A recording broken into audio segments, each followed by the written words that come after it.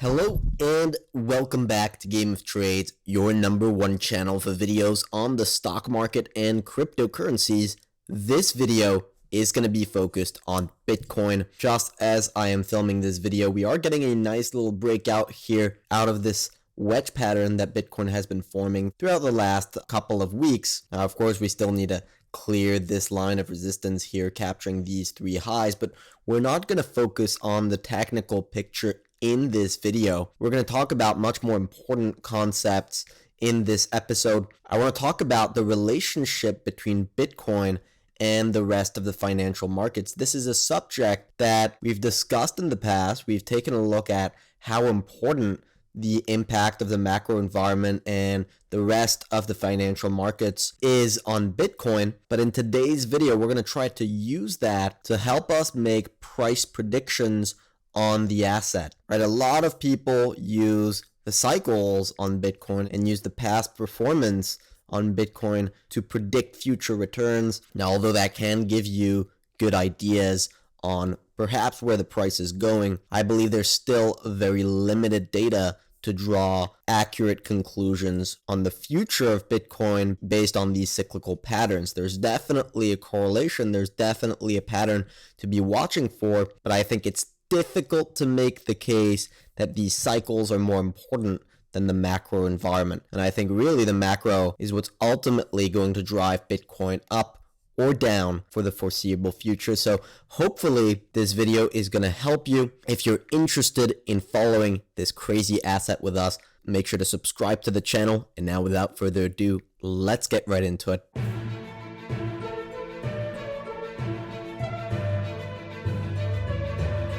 And when I talk about the impact of macro on Bitcoin, I am referring to bonds. I am referring to bond yields more specifically. As bond yields rise, Bitcoin tends to rise, right? We saw that throughout 2020. The rally that we saw on yields pushed Bitcoin into an incredible run. And then throughout the summer, as we had the Delta variant and a little bit of economic slowdown, we had yields correct significantly and Bitcoin correct significantly. Then again, pick up back in yields following the summer slowdown, pick up back on Bitcoin.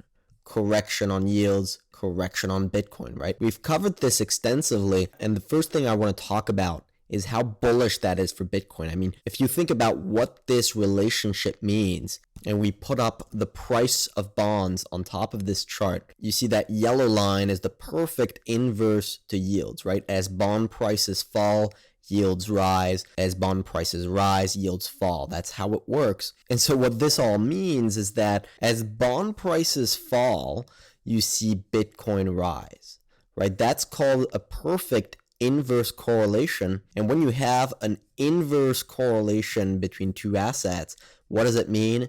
It means they're in competition with one another. Now, a lot of you are probably going to be thinking, well, that's obvious. But no, it's not.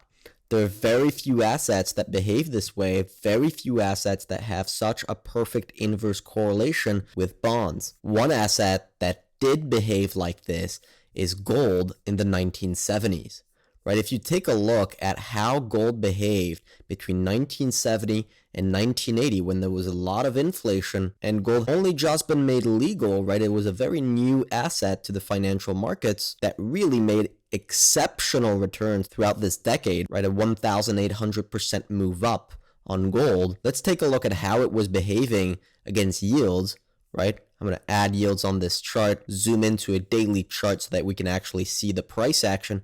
Look at how beautiful that is. As yields fall, gold falls. As yields rise, gold rises, right? It's the same type of setup as we have on Bitcoin. Gold was a perfect competitor to bonds. So that's what I just wanted to start off with on Bitcoin. That's a big win for the asset because it means that the financial markets, it means that investors have reached a consensus on Bitcoin that it is a competitor to treasury bonds. And considering we're very bearish on treasury bonds long term, I think that builds a beautiful long-term macro case for Bitcoin. I was very excited to share that perspective with you, but now let's focus on the short-term price action. Where is Bitcoin going now? And how can yields actually help us know where it's going next? And the first thing that I want to show you is that yields predicted the two big tops on Bitcoin that we had in 2021. It predicted the top in April and it predicted the top back in November. Look at what Bitcoin was doing throughout this period. It was breaking out to the all-time high, and meanwhile, throughout that move, look at what yields were doing. They were breaking down. They were going down. So that was divergence for the first time in over a year on Bitcoin. Divergence between yields that were going down and Bitcoin that was going up. And so that told you this breakout here, this is not going to hold. It's time to sell. You look at the same thing right here in November. You have Bitcoin breaking out massively and you have yields breaking down.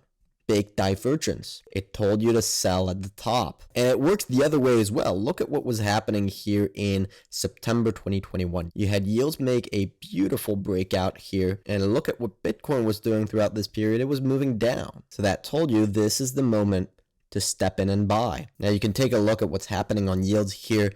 We're getting a nice move up. We're going to take a look at what's happening on a more detailed chart. Then once momentum reversed, Bitcoin quickly started to come back down, almost as quickly as you can hit that like button. Now, in all seriousness, if you can take just a couple of seconds to hit the like button, it helps us out massively. It really does contribute to the YouTube algorithm and pushes out our videos to new audiences, so it is really appreciated. Yields bounced off this beautiful red trend line here, and this is what I call a beautiful impulsive candle on yields. This is good news for the macro environment. This is a sign of strong growth and inflation.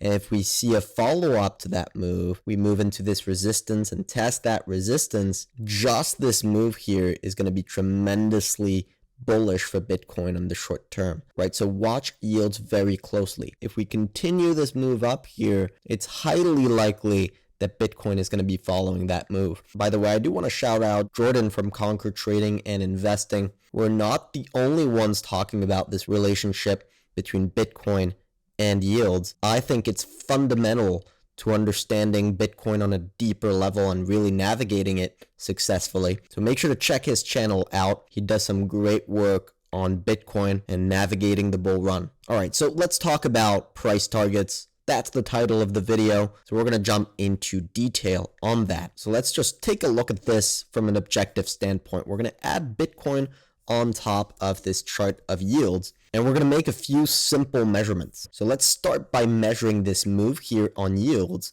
and comparing it to the move that we saw on Bitcoin, right? So this is around 180% move on yields throughout the end of 2020 and the beginning of 2021. If you take a look at the corresponding move on Bitcoin, it takes us around 520%. Right, so we can make a simple calculation. You take the 520% move up on Bitcoin, you divide it by the 180% move up on yields, and you get around a ratio of 2.8. That means for every percentage increase on yields, Bitcoin rises 2.8%.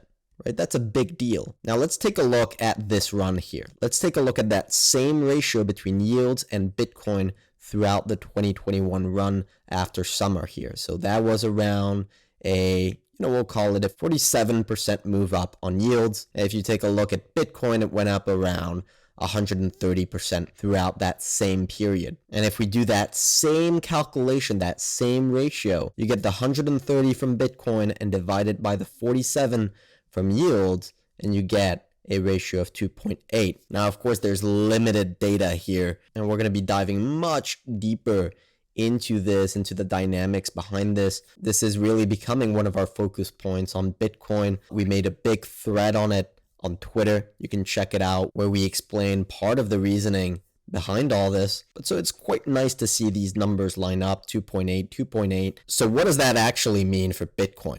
And the answer is that it depends entirely on where yields are going to be going, right? If we break down below this trend line, that's bad news for Bitcoin. But if we zoom out on this chart, you'll see we've been in this massive channel since the 1980s. And really the toughest line of resistance has been the top of the channel. So just from a technical analysis standpoint, that would be a natural target for yields if we follow those same patterns at around 2 to 2.5%. But of course, macro plays a huge role in this. And that's why I'd strongly recommend, if you're interested in these concepts, you're interested in using the power of macro to predict price on different assets, test out our free trial at Game of Trades. We talk about our entire reasoning behind the case for rising yields and therefore rising Bitcoin, really trying to take into account inflation, growth, monetary policy, fiscal policy, COVID variants, and other geopolitical events, and giving you guys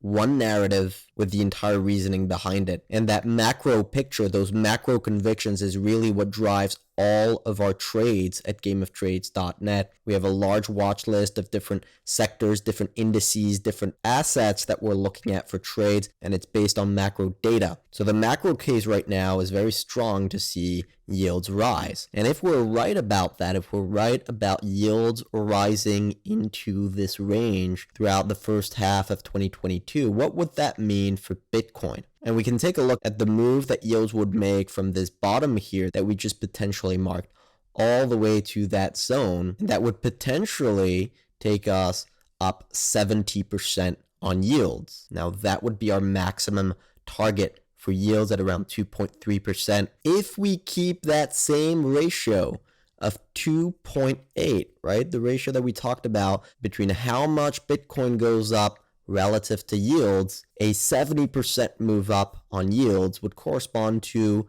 around a 200% move up on Bitcoin. So from that bottom that we potentially just marked on Bitcoin, just as yields did, if we go up around 200% from here, that would make the next significant top on Bitcoin at around $130,000. Now, all of this is theoretical. All of this is still work in progress. It's part of our research.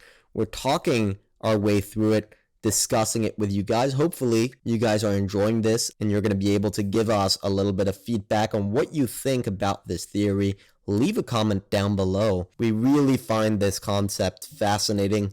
We're going to be diving much deeper into it over the next few months. I hope you guys enjoyed this video. If you did, make sure to click on the like button to let us know. Now, in the meantime, I wish you good luck on your trading and see you next time.